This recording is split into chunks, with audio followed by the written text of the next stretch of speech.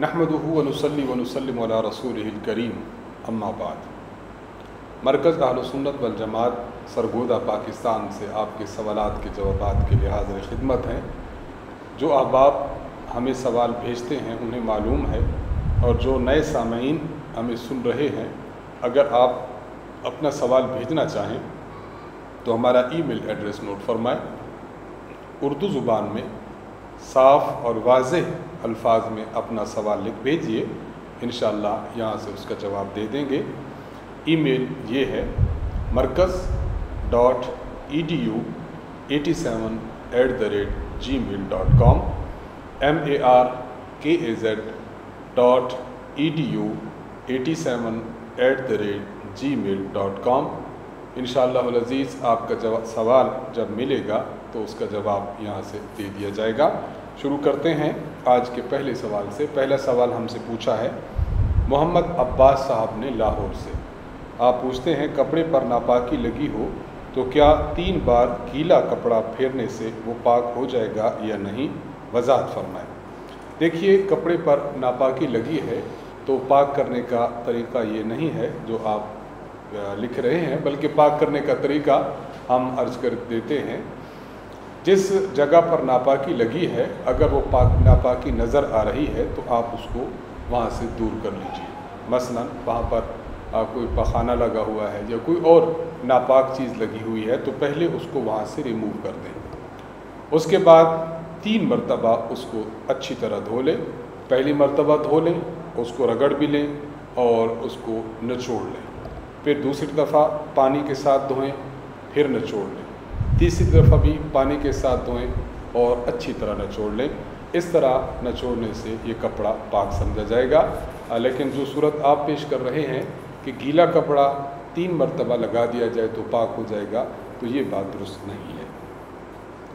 सलीम अहमद साहब UP India से आप सवाल करते हैं बिल्ली के झूठे का क्या हुक्म है, अगर दूध में मुंह मार दे तो उस दूध का क्या किया जाए। देखिए, इस बारे में एक तो उसूली बात पहले समझ लीजिए, वो ये कि अगर आपने देखा कि बिल्ली उसने कोई चूहा पकड़ा हुआ है या बिल्ली ने कोई और नजस चीज़ खाई हुई है, तो उसके फ़ौरन बाद उसने दूध में, पानी में या किसी और चीज़ में मुंह मार दिया तो अब ये चीज़ नजस हो जाएगी। अब इसका खाना इस्तेमाल करना जायज़ ना होगा। और अगर बिल्ली ने पहले कोई चीज़ इस तरह पकड़ी नहीं, नॉर्मली जिस तरह आम तौर पर है, उसने किसी खाने की चीज़ में, पीने की चीज़ में मुंह मार दिया, जैसा कि आपने सूरत हाल लिखी है कि उसने दूध में मुंह मार दिया है, तो अगर उसको कोई नजस चीज़ खाए हुए काफ़ी देर हो चुकी और उसके काफ़ी देर के बाद उसने इस तरह किसी चीज़ में मुंह मार दिया या बज़ाहिर उसने कोई नजस चीज़ और नापाक चीज़ नहीं खाई और उसने दूध में मुंह मार दिया, तो देखा जाएगा कि दूध का मालिक अगर अल्लाह ताला ने उसको वुसअत अता की है, माल व दौलत अता किया, साहिब वुसअत शख्स है, तो इसको चाहिए कि दूध को गिरा दे, इसको इस्तेमाल ना करे और दूध इस्तेमाल करे। और अगर कोई गरीब आदमी है तो वो अगर दूध इस्तेमाल करना चाहे तो वो ये दूध इस्तेमाल कर ले। इस दूध का हुक्म, ये जो दूसरी सूरत मैंने अर्ज़ की है कि बिल्ली के मुंह में नजस कोई चीज़ ना हो या खाई हुई हो तो उसको काफ़ी देर हो चुकी हो, तो इस सूरत में बिल्ली का झूठा ये मकरूह तंज़ीही है, जिसका हुक्म मैंने अर्ज़ कर दिया कि अमीर इसको इस्तेमाल न करे और अगर गरीब है तो उसके लिए गुंजाइश है वो इस्तेमाल कर सकता है। नजमा बीबी साहिबा कराची से सवाल करती हैं, मुफ्ती साहब एक मसला पूछना है, क्या बग़ैर वज़ू के हम मसनून दुआओं की किताब पढ़ सकते हैं? जी हाँ, मसनून दुआओं की किताब बग़ैर वज़ू के पढ़ी जा सकती है। ये बात वज़ाहत के साथ समझ लें कि वज़ू करके कुरान करीम को छूना, ये कुरान करीम को छूने के लिए वज़ू करना ज़रूरी है। इसके अलावा बाकी जो कुतुब हैं, मसलन दुआओं की किताबें हैं या कोई और किताबें हैं, वज़ू कर लिया जाए तो अच्छा ज़रूर है, बेहतर और मुस्तहब ज़रूर है, लेकिन वाजिब नहीं है। आपने अगर कुरान करीम को छूना हो तो वज़ू करना ज़रूरी है, और अगर आपने किसी और किताब को छूना हो, जिस तरह मसनून दुआओं की किताब है, तो वज़ू कर लेना बेहतर तो है लेकिन ज़रूरी नहीं है। आलिया अंजुम साहिबा आप इंडिया से सवाल करती हैं, बिस्मिल्लाह पढ़ने پڑھے بغیر وضو ہو جاتا ہے یا نہیں؟ میں نے ایک حدیث میں پڑھا ہے کہ بسم اللہ پڑھے بغیر وضو صحیح نہیں ہوتا۔ دیکھیے جہاں تک مسئلے کی بات ہے تو مسئلہ یہی ہے کہ وضو اگر کوئی شخص کرتا ہے اور بسم اللہ شروع میں نہیں پڑھتا تو اس کا وضو ہو جاتا ہے۔ ہاں البتہ یہ ہے کہ بسم اللہ پڑھنے سے جو ثواب ملتا ہے وضو کا، یہ شخص اس ثواب سے محروم ہو جاتا ہے۔ باقی آپ نے جو حدیث کوٹ کی ہے، اس حدیث کا مطلب فقہاء کرام رحمہم اللہ یہ بیان فرماتے ہیں، یہ جو روایت ہے لا وضوء لمن لم یسمی یا لا وضوء لمن لم یذکر اسم اللہ، کہ جو اللہ کا نام نہیں لیتا یا جو شخص بسم اللہ نہیں پڑھتا اس کا وضو نہیں ہے۔ فقہاء کرام فرماتے ہیں کہ اس کا معنی یہ ہے کہ اس کو وضو کا ثواب نہیں ملتا۔ یہاں وضو نہیں ہے کا معنی اس کا وضو کامل جو بسم اللہ کے ساتھ ہو وہ نہیں ہوتا۔ ہاں وضو ہو جاتا ہے، اس سے نماز پڑھی جا سکتی ہے، اس سے قرآن کریم کو چھوا جا سکتا ہے، تو اس روایت کا یہ معنی ہے۔ اور کسی بھی حدیث کی تشریح وہ لی جائے گی جو فقہاء کرام کرتے ہیں۔ امام ترمذی رحمہ اللہ نے سنن ترمذی باب فی غسل المیت میں یہ بات بیان فرمائی ہے، وَكَذَلِكَ قَالَ الْفُقَهَاءُ وَهُمْ أَعْلَمُ بِمَعَانِ الْأَحَادِيثِ۔ فرماتے ہیں کہ فقہاء کرام کی جماعت ایسی ہے جو حدیث کے معنی کو زیادہ جانتی ہے، تو اس حدیث کا معنی فقہاء نے یہی کیا ہے کہ یہاں وضو کی نفی سے مراد کامل وضو کی نفی ہے، یعنی اس شخص کا وضو نہیں ہوتا، یعنی اس شخص کا وضو کامل نہیں ہوتا، یعنی جو وضو بسم اللہ کے ساتھ ہوتا ہے اس شخص کو اس وضو کا ثواب نہیں ملتا۔ میں بطور تائید کے ایک مثال پیش کرنا چاہوں گا۔ جس طرح مشکات شریف میں حدیث موجود ہے، اللہ کے نبی صلی اللہ علیہ وسلم فرماتے ہیں المسلم من سلم المسلمون من لسانہ ویدہ، مسلمان وہ ہے کہ جس کے ہاتھ سے اور زبان سے دوسرے مسلمان محفوظ رہیں۔ اس کا معنی یہ نہیں کہ جس نے کسی کو بغیر وجہ کے اپنے ہاتھ سے ایذا دی یا اپنی زبان سے گالم گلوچ کی، مخالفت کی، برا بھلا کہا تو مسلمان ہی نہ رہا، نہیں۔ اس کا معنی یہ ہے کہ المسلم من سلم المسلمون، کامل مسلمان وہ ہے کہ جس کے ہاتھ اور زبان سے دوسرے مسلمان محفوظ رہیں۔ بالکل اسی طرح کہ جو شخص وضو میں بسم اللہ نہیں پڑھتا اس کا وضو کامل نہیں ہوتا۔ تو حدیث مبارک کا یہی معنی فقہاء نے بیان کیا ہے۔ اس وضاحت سے انشاءاللہ العزیز آپ کو بات سمجھ آ جائے گی۔ اکرام اللہ خان صاحب سوات سے سوال کرتے ہیں، اگر کوئی شخص سسرال چلا جائے اور اسے یہ علم نہ ہو کہ وہاں کتنے دن رہنا پڑے گا تو اس صورت میں نماز کی ادائیگی کس طرح کرے؟ قصر پڑھے یا پوری پڑھے؟ اس صورت میں سنتیں پڑھنے کا کیا حکم ہے؟ پڑھنی چاہیے یا نہیں؟ دیکھیے ایک بات کو وضاحت کے ساتھ سمجھ لیجئے، اگر آپ کسی جگہ جاتے ہیں اور آپ کو کلیئر نہیں ہو رہا کہ میں آج جاتا ہوں کل جاتا ہوں، آپ نے 15 دن یا اس سے زائد دنوں کے رہنے کی نیت نہیں کی ہے، بلکہ یہی صورتحال آپ دو چار ہیں کہ میں آج جاتا ہوں کل جاتا ہوں پرسوں جاتا ہوں، کلیئر نہیں ہو رہا، تو اس صورت میں آپ مسافر ہی شمار ہوں گے، چاہے 15 دن سے بھی زائد آپ وہاں پر گزار لیں۔ نیت آپ کی یہ ہے کہ میں آج جاتا ہوں کل جاتا ہوں، 15 دن ٹھہرنے یا اس سے زائد ٹھہرنے کی نیت نہیں ہے تو آپ وہاں پر مسافر ہوں گے، اس لیے آپ وہاں پر قصر نماز پڑھیں گے، یعنی وہ نماز کہ جو 2 رکعت ہے وہ تو 2 ہی پڑھیں گے، جس طرح فجر کی نماز، وہ نماز جو 3 رکعت ہے وہ 3 ہی پڑھیں گے، جس طرح مغرب کی نماز، اور ایسی نماز جس کی 4 رکعتیں ہیں فرض کی تو 4 رکعتوں میں سے 2 پڑھیں گے۔ باقی آپ نے پوچھا کہ اس صورت میں سنتیں پڑھے یا نہیں، تو سنتوں کا معاملہ یہ ہے کہ اگر آپ کو اطمینان ہے اور آپ کو وہاں پر سکون ہے، آپ پڑھ سکتے ہیں تو آپ کو سنتیں پڑھنی چاہیے، سنتیں پڑھ لیا کریں۔ محمد خالد صاحب مئو یو پی انڈیا سے آپ سوال کرتے ہیں، امام اعظم امام ابو حنیفہ رحمہ اللہ کی طرف نسبت کر کے خود کو نعمانی لکھنا درست ہے یا نہیں؟ بالکل درست ہے، بالکل جائز ہے۔ ہمارے کئی ایک اکابرین اپنے نام کے ساتھ نعمانی لکھتے ہیں، جس طرح حالیہ محتمم دارالعلوم دیوبند کے ہمارے ان کا نام ابو القاسم نعمانی ہے۔ اسی طرح بہت بڑے محقق گزرے ہیں ہمارے علماء دیوبند کے، حضرت مولانا عبدالرشید نعمانی صاحب رحمہ اللہ، تو نعمانی نام لکھنا جائز ہے۔ یہ بالکل اسی طرح ہے جس طرح ہم اپنے نام کے ساتھ حنفی لکھتے ہیں، تو نسبت اپنی امام اعظم ابو حنیفہ رحمہ اللہ کی طرف کرتے ہیں۔ تو اگر امام صاحب کی حنفی یعنی جو آپ کی کنیت ہے ابو حنیفہ، اس کی طرف نسبت کر کے حنفی لکھا جائے تو درست ہے۔ بالکل اسی طرح آپ کے نام نامی اسم گرامی نعمان کی طرف نسبت کر کے نعمانی لکھا جائے تب بھی درست ہے، اس میں کوئی حرج نہیں ہے۔ محمد آزاد صاحب سعودی عرب سے سوال کرتے ہیں، جمعہ کے دن غسل یا وضو کرنے کے بعد ناخن کاٹ لیے تو کیا وضو دوبارہ کرنا پڑے گا؟ اس بارے میں رہنمائی فرمائے، جزاک اللہ خیرہ۔ دیکھیے اس بارے میں وضاحت یہ ہے کہ جب آپ نے غسل کر لیا یا آپ نے وضو کر لیا تو غسل اور وضو کرنے کے بعد اگر آپ اپنے بال کاٹیں یا اپنے ناخن کاٹیں تو اس سے وضو اور غسل پر کوئی فرق نہیں پڑے گا، نہ ہی آپ کو دوبارہ سے اپنے ہاتھ دھونے کی یا جہاں سے بال کاٹے ہیں وہاں پر بال دھونے کی حاجت ہے۔ جو ہو گیا، ہاں اگر آپ ناخن کاٹ رہے تھے، خون نکل آیا، آپ نے بال اکھاڑا، خون نکلا، تو اس سے وضو ٹوٹ جائے گا، یہ مسئلہ بالکل الگ ہے۔ لیکن وضو اور غسل کے بعد نارملی کوئی شخص اپنے ہاتھ کے یا پاؤں کے ناخن کاٹے یا اپنے بال کاٹ لے تو اس سے وضو پر فرق نہیں پڑتا۔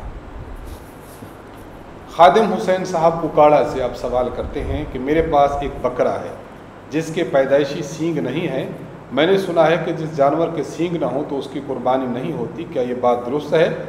دیکھیے بات درست نہیں ہے، صحیح بات یہ ہے کہ ایسا جانور جس کے پیدائشی سینگ نہ ہو تو اس جانور کی قربانی بالکل درست ہے۔ حدیث مبارک سے یہ بات ثابت ہے، فقہا نے بھی اس کو بیان فرمایا ہے۔ عادل صاحب امریکہ سے آپ سوال کرتے ہیں، حضرت مفتی صاحب السلام علیکم ورحمۃ اللہ وبرکاتہ۔ وعلیکم السلام ورحمۃ اللہ وبرکاتہ۔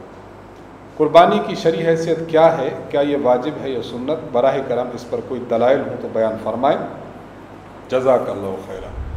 دیکھیے اس پر مفصل کلام ہمارے استاذ محترم حضرت متکلم اسلام مولانا محمد الیاس گمن صاحب دامت برکاتہم نے کیا ہے۔ آپ نے ایک فائل مرتب فرمائی ہے جس کا نام ہے قربانی کے مسائل، اس میں 10 پوائنٹس پر آپ نے گفتگو کی ہے۔ ان میں سے پہلا پوائنٹ یہی ہے جو آپ نے پوچھا ہے کہ قربانی واجب ہے یا سنت ہے۔ استاذ محترم نے وہ موقف جو کہ جمہور علماء اور فقہا کا ہے اس کا تذکرہ فرمایا ہے کہ قربانی کرنا یہ واجب ہے، قربانی واجب ہے۔ دلائل اس پر دیے ہیں، میں صرف آپ کے سوال کے پیش نظر 2 دلیلیں عرض کرنا چاہوں گا۔ پہلی دلیل سورۃ الکوثر میں موجود ہے، اللہ تعالیٰ ارشاد فرماتے ہیں فَصَلِّ لِرَبِّكَ وَانْحَرْ، اے پیغمبر آپ نماز بھی پڑھیے اور آپ قربانی بھی کیجیے۔ امام ابو بکر الجساس رحمہ اللہ تعالیٰ اپنی کتاب احکام القرآن میں فرماتے ہیں کہ اس آیت سے یہ بات ثابت ہوتی ہے، فصل یہ امر کا صیغہ ہے، اس سے معلوم ہوا کہ نماز عید واجب ہے۔ ونحر یہ بھی امر کا صیغہ ہے، اس سے معلوم ہوا کہ قربانی واجب ہے۔ تو اس آیت مبارکہ سے دونوں یعنی عید اور قربانی ان دونوں کا واجب ہونا ثابت ہوتا ہے۔ ایک تو یہ دلیل سمجھ لیں۔ دوسری دلیل سنن ابن ماجہ میں بھی موجود ہے، صفحہ نمبر 261 میں، مسند احمد ابن حنبل بھی میں موجود ہے۔ حضرت ابو ہریرہ رضی اللہ تعالی عنہ ارشاد فرماتے ہیں کہ رسول اللہ صلی اللہ علیہ وسلم نے فرمایا من وجد ساعتا ولم یضحی فلم یضحی فلا یقربن مصلانا، اگر کسی شخص کے پاس قربانی کرنے کی وسعت ہے اس کے باوجود یہ شخص قربانی نہیں کرتا تو اسے چاہیے کہ ہماری عیدگاہ کی طرف نہ بھٹکے۔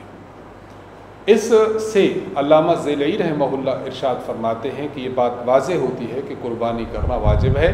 اتنی سخت وعید اور ڈر کی بات سنانا یہ اسی عمل پر ہو سکتا ہے کہ جس عمل کو چھوڑا جائے تو بہت سختی ہو اور بہت زیادہ اللہ کی طرف سے ناراضگی ہو، اور وہ عمل واجب ہی ہو سکتا ہے، اس سے کم درجے کا نہیں ہو سکتا۔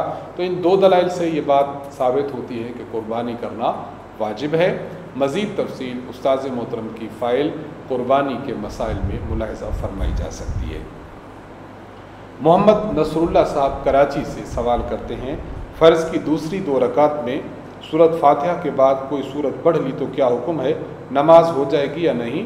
नमाज तो हो जाएगी, नमाज न होने वाली बात तो कोई नहीं, नमाज बिला शक हो जाएगी। अलबत्ता ये है कि फ़र्ज़ की दूसरी 2 रकत में सिर्फ़ सूरतुल फातिहा आप पढ़ें, उसके बाद कोई और सूरत न पढ़ें। वसीम अहमद साहब लंदन से आप सवाल करते हैं, कपड़े पर नजासत लगी हो तो उसको धोने का सही तरीका क्या है? देखिए, कपड़े पर अगर नजासत लगी है, सही तरीका ये है कि पहले आप नजासत को दूर कर लें। आपको नज़र आ रही थी, आपने उसको एक तरफ कर दिया, उसके बाद उस कपड़े को एक मरतबा अच्छी तरह पानी लगाएं और अच्छी तरह रगड़ें और एक मरतबा निचोड़ लें, फिर दूसरी मरतबा पानी लगाएं, रगड़ें और निचोड़ लें, तीसरी मरतबा भी रगड़ें और अच्छी तरह निचोड़ लें, इस दौरान साबुन वगैरह भी लगा लें। तो इस तरह साफ़ करने से कपड़ा इंशाअल्लाह नज़ीज़ पाक हो जाएगा। अख्तर हुसैन अख्तर साहब इंडिया से सवाल करते हैं, मुफ्ती साहब मेरा सवाल ये है कि सजदा साहब का तरीका क्या है, बयान फरमा दें और इस पर दलाइल हूँ तो उसकी तरफ भी रहनुमाई फरमा दें, जज़ाकल्लाहु खैरा व अहसन जज़ा। देखिए, इस पर मैं एक बात अर्ज़ करना चाहूँगा कि जहाँ तक सजदा साहब के तरीक़े का मसला है वो ये है कि जब इंसान आखिरी क़ादा में बैठे, आखिरी तशहुद, आखिरी अत्तहियात में बैठे, तो पहले अत्तहियात पढ़ ले, अत्तहियात पढ़ने के बाद दाएं तरफ सलाम फेर ले, अस्सलाम वालेकुम रहमतुल्लाह। दाएं तरफ सलाम फेरने के बाद फिर एक सजदा करे, फिर बैठ जाए, फिर दूसरा सजदा करे, फिर बैठ जाए, फिर दोबारा अत्तहियात पढ़े, उसके बाद दुरूद शरीफ पढ़े, दुरूद के बाद दुआ पढ़े और उसके बाद सलाम फेर दे दोनों तरफ। ये सजदा साहब का मसनून तरीका है। बाकी इस पर जो दलाइल की बात है तो उस्ताद मोहतरम हज़रत मुतकल्लिम इस्लाम मौलाना मोहम्मद इलियास घुम्मन साहब दामत बरकातुहुम की किताब नमाज अहलुस सुन्नत वल जमात में ये उन्वान है मुस्तकिल सजदा साहब का तरीक़ा, उस पर आप दलाइल देख सकते हैं। इंशाअल्लाह अज़ीज़ उन दलाइल को देखने से मसला वाज़ेह हो जाएगा। अंजुम रफ़ीक साहब आप इस्लामाबाद से सवाल करते हैं, एक शख्स पर गुस्ल फ़र्ज़ था, उसने गुस्ल किया और उसने नमाज भी पढ़ ली, नमाज के बाद देखा तो हाथ पर एल्फी लगी हुई थी। अब ये शख्स नमाज दोहराए या पहले से पढ़ी हुई नमाज काफ़ी है, नीज़ का गुस्ल भी दोबारा करना होगा या नहीं? ये बात वजाहत के साथ समझ लीजिए कि अगर गुस्ल करने के बाद उसने देखा कि उसके हाथ पर एल्फी लगी है तो इसका माना ये हुआ कि उसका वो हाथ का वो हिस्सा जहाँ पर एल्फी लगी है उस पर पानी नहीं लगा। गुस्ल के 3 फ़राइज़ में से मसलन एक फ़र्ज़ के अच्छी तरह कुली करना, नाक की नरम हड्डी तक पानी चढ़ाना और पूरे बदन पर एक मरतबा पानी फेरना, तो एक छोटा सा हिस्सा इसके बदन का ऐसा रहा जहाँ पर इसने पानी नहीं पहुँचाया तो शरअन इसका गुस्ल नहीं हुआ। अब इसने जो बाद में नमाज़ पढ़ी है तो ये नमाज भी शरअन नहीं हुई, इस नमाज को दोहराना वाजिब है। और जहाँ तक आपने पूछा कि उसको गुस्ल भी दोबारा करना पड़ेगा या नहीं, तो गुस्ल पूरा तो दोबारा नहीं करना पड़ेगा, अलबत्ता यह है कि उसको चाहिए कि एल्फी रिमूव करे। एल्फी रिमूव करने के बाद फिर इसी जगह को धो लेना काफ़ी होगा, पूरा गुस्ल करना ज़रूरी नहीं होगा। तो दोनों मसलों की वजाहत मैंने अर्ज़ कर दी है। मोहम्मद नासिर हुसैन साहब चकवाल से आप सवाल करते हैं, हमारी गाय के 2 थन ठीक और 2 ख़राब हैं, क्या ऐसी गाय कुर्बानी पर लग जाएगी या नहीं? देखिए, इस हवाले से वजाहत समझ लें कि मादा जानवर के थनों के मुतालिक एक उसूल है कि अगर थन आधे ख़राब हैं तो अब कुर्बानी नहीं होगी, और अगर थन आधे से कम ख़राब हैं तो अब कुर्बानी हो जाएगी। जहाँ तक आपकी गाय की बात है तो गाय के 4 थन हैं, 4 थनों में से 2 ठीक हैं और 2 ख़राब हैं, इसका माना कि आधे थन ठीक है आधे ख़राब हैं, अब कुर्बानी नहीं होगी। हाँ, अगर सूरत हाल ये होती कि एक थन सही ख़राब होता और बाकी 3 थन सही होते, अब कुर्बानी दुरुस्त होती। ये तो मामला था बड़े जानवर का। जहाँ तक छोटे जानवर यानी बकरी की बात है तो बकरी के चूँकि थन 2 ही होते हैं, अगर उनमें से एक थन ख़राब हो जाए तो समझा जाएगा कि आधे थन ख़राब हैं, अब इस बकरी की कुर्बानी नहीं होगी। خلاصہ کلام یہ نکلا کہ آپ کی جو گائے ہے اس کو آپ قربانی پر نہیں لگا سکتے، اس کے علاوہ کوئی اور جانور آپ ذبح کر لیجئے گا۔ ہم سے اگلا سوال پوچھا ہے محمد انس حنفی صاحب نے خانوال سے۔ اب سوال پوچھتے ہیں کہ ایک شخص نے 5 دن ہوئے قربانی کے لیے بکرا خریدا ہے، اب وہ اسے تبدیل کرنا چاہتا ہے تو کیا شریعت اس کی اجازت دیتی ہے کہ وہ اسے تبدیل کر دے؟ جلد جواب دیں، شکریہ۔ دیکھیے اس شخص کے بارے میں ایک بات تو وضاحت کے ساتھ آپ کو جان لینی چاہیے کہ اگر یہ شخص غریب آدمی ہے، غریب آدمی پر شرعاً قربانی واجب نہیں ہوتی۔ اگر کوئی شخص قربانی کی نیت سے جانور خرید لیتا ہے، اس کا معنی یہ ہوا کہ اس نے قربانی کو اپنے اوپر واجب کر لیا۔ یہ بالکل اسی طرح ہو جاتی ہے جس طرح نظر ہوتی ہے۔ نظر کا جانور جب ایک بندہ متعین کر لیتا ہے کہ یہ جانور میں نظر میں دوں گا، تو پھر اس جانور کو ہی نظر میں دینا ضروری ہوتا ہے۔ اس کو چھک دیتے ہیں بس مولانا۔ انہی سوالات کے ساتھ ہماری آج کی نشست کا اختتام ہوتا ہے۔ اللہ تعالیٰ سے دعا ہے کہ اللہ تعالیٰ ہمیں شریعت مطہرہ کے مطابق زندگی گزارنے کی توفیق عطا فرمائے۔ ہمارے تمام سامعین ہمیں اپنی دعاؤں میں ضرور یاد رکھیے۔ مرکز کو، استاذ محترم حضرت متکلم اسلام مولانا محمد الیاس گمن صاحب دامت برکاتہم کو، اور ہماری احناف میڈیا سروسز کی ٹیم کو اپنی خصوصی دعاؤں میں یاد رکھیں۔ اجازت دیجیے۔ السلام علیکم ورحمۃ اللہ وبرکاتہ۔